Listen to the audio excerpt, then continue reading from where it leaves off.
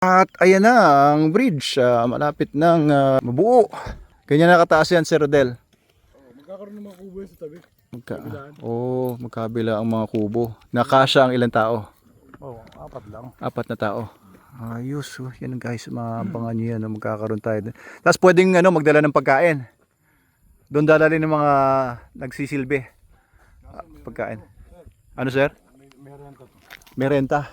May renta yung mga kubo dito sa taas. Mga magkano? 100 per hour. Pwede na kasi syempre investment ito. Yan ang ating bridge. At may mga kubo-kubo. Ang oras ngayon ay 9 o'clock na ng gabi. Ayan, overtime na naman tayo. Magaling itong si Sir Rodel Daming naiisip para sa kaliligaya ng ating mga concessionaires and of course the public. Ayan, puro kawayan lang. Ayun, meron kaming kainan dito. Sayaw. Video. Subo lang. Yan, mga nagutom. Oo. Nagtrabaho ng mga kawayan. Ito, hindi naman trabaho to. Ayos, ayun, Yan muna.